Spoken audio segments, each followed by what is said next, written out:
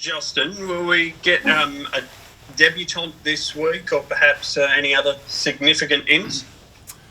We haven't decided on the team yet. We'll have selection after main training. Well, obviously there's going to be some opportunities that are created through injury on the weekend. We think Josh Tracy will come back into the team. He missed, on the weekend with a bit of a with a bit of a flu, I think it was. We'll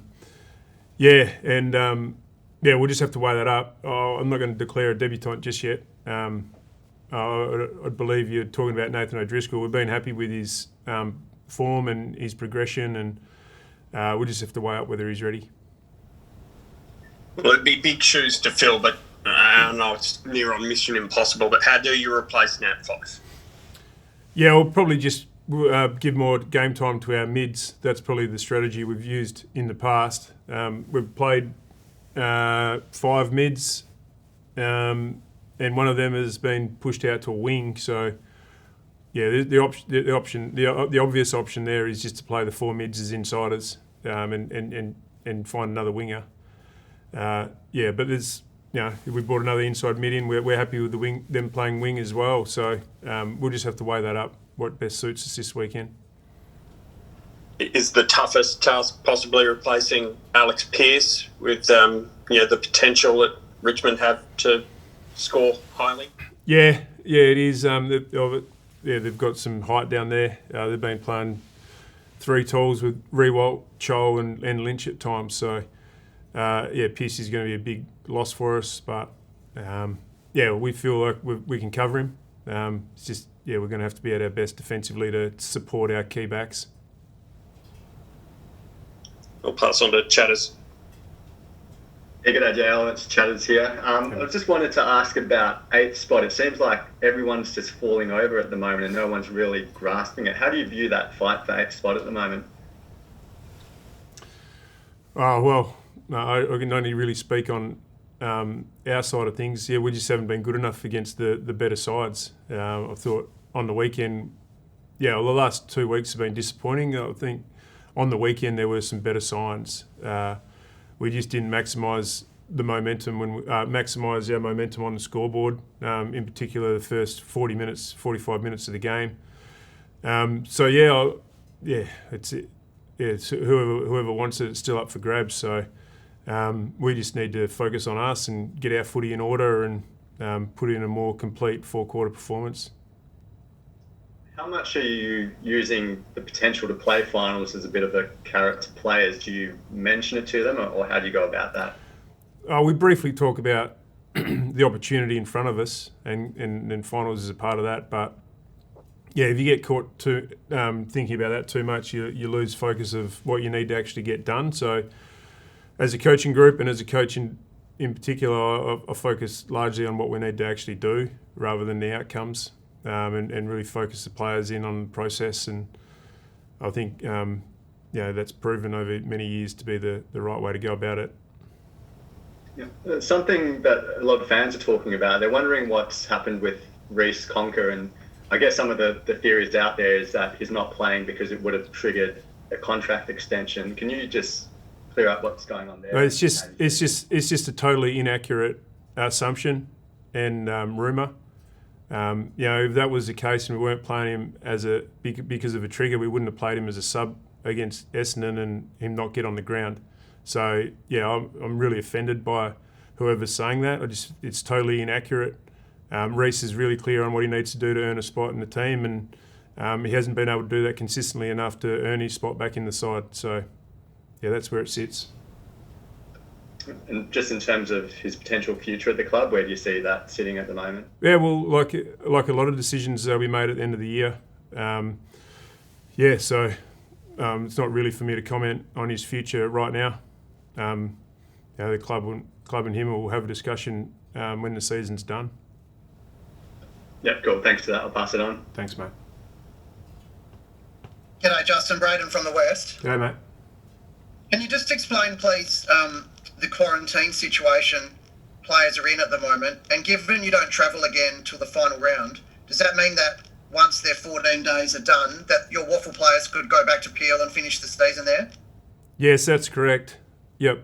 So we're in a tight quarantine bubble at the moment where we're strictly allowed to be at home or the club during training hours. So it makes it really difficult, and especially with the injuries we got on the weekend, to leave any players outside of that bubble to play waffle. It's just it's really hard to bring players back into the bubble when they haven't been doing quarantine.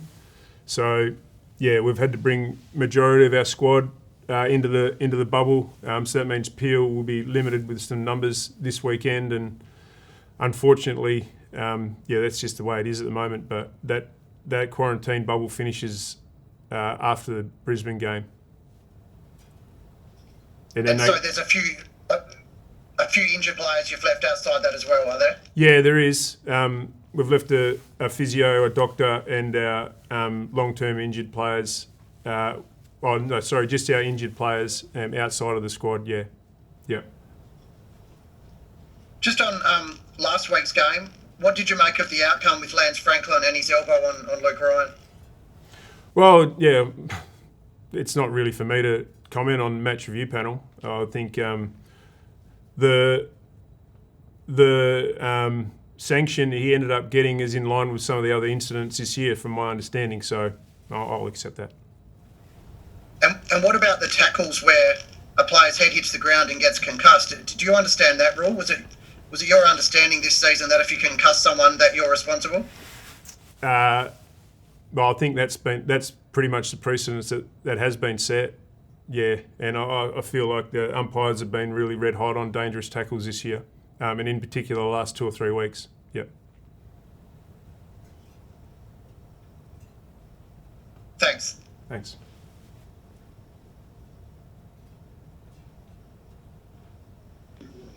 Hi, Justin. Nathan Schmuck. Just wanted to ask about Sean Darcy, just one from me. Has there been any consideration to resting him at all in the last 4 weeks? No. He obviously hurt his knee last week, so we gave him every minute last week to get up. There was some commentary around him limping around on game day. He got a bit of a knock to his calf, which hampered him a little bit in game. Our plan was to play 3 talls last week. Unfortunately, Josh Tracy pulled out just before the bounce with some sickness, so we weren't able to do that. We'll play him if he's fit to play. He's a young player, and any games we can get into him is beneficial at this stage of his career, and he's such an important player for us. And he personally wants to finish off the season really strong, so we're not going to hold him back.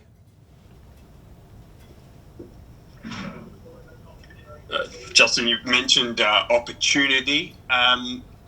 What do you feel that this offers you to, fully explore the depth of your list before the end of the season? Not that there's much more room to explore.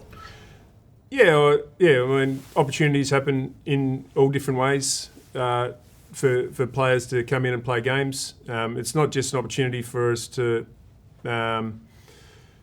give debutants an opportunity, but it's also an opportunity for players who have been out of the team for a little while to come in and prove that they can be a part of our future, I suppose, and and that they're up to AFL level. So, I've said all along through our injuries that it creates opportunity, and this time's no different. And we've got an important opportunity to improve our footy over the last 4 weeks. It's not something we haven't given up on the season.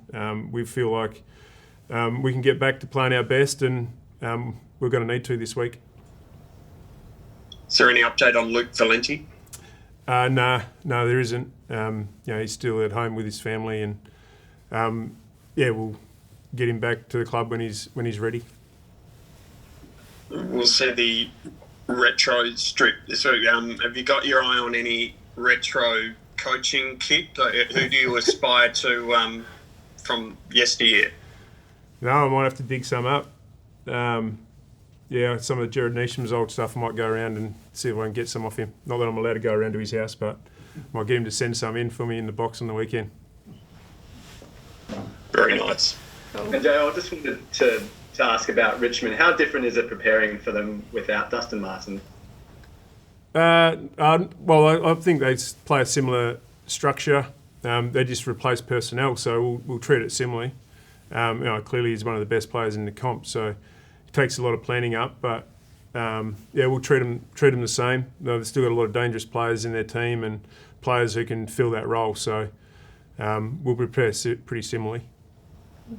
And they're in a similar position to you, just really fighting to get into that 8. What sort of game are you expecting?